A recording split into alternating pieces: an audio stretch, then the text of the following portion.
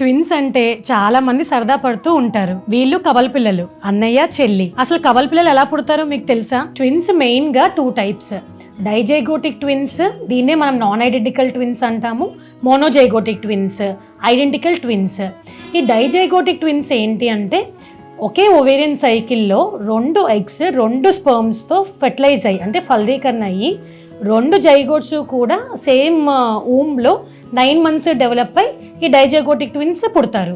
వీళ్ళు ఇద్దరు అమ్మాయిలు అవ్వచ్చు, అబ్బాయిలు అవ్వచ్చు, ఒక అమ్మాయి ఒక అబ్బాయి అవ్వచ్చు. వీళ్ళు ఏంటంటే అచ్చుకుద్దినట్టు ఒకేలా ఉండరు, అందుకే నాన్ ఐడెంటికల్ అంటాము. వీళ్ళు ఏంటంటే ఫ్రెటర్నల్ ట్విన్స్ అంటాము. అంటే ఇప్పుడు అన్న చెల్లెళ్ళు అక్క తమ్ముళ్ళకి ఎలా పోలికలు అయితే ఉంటాయో అలా పోలికలు ఉంటాయి. మోనోజైగోటిక్ ఆర్ ఐడెంటికల్ ట్విన్స్ అంటే ఒక ఎగ్ ఒక స్పర్మ్ ఫర్టిలైజ్ అయ్యి ఈ ఫర్టిలైజ్డ్ ఎగ్ తర్వాత స్ప్లిట్ అయ్యి ఇవి ట్విన్స్ గా ఫామ్ అవుతారు అనమాట. వీళ్ళు ఐడెంటికల్ ట్విన్స్ అంటే అచ్చుకుద్దినట్టు ఒకేలా ఉంటారు, మనం జీన్స్ మూవీలో చూసినట్టు. నెక్స్ట్ వీళ్ళు ఎప్పుడూ కూడా ఇద్దరు అమ్మాయిలే ఉంటారు, లేకపోతే ఇద్దరు అబ్బాయిలే ఉంటారు. వీళ్ళ జెనెటిక్ మేకప్ కూడా సిమిలర్ గా ఉంటది. కానీ ఒక ఇంట్రెస్టింగ్ ఫ్యాక్ట్ ఏంటి అంటే ఎంత ఐడెంటికల్ ట్విన్స్ అయినా వాళ్ళ ఫింగర్ ప్రింట్స్ మాత్రం వేరేలా ఉంటాయి.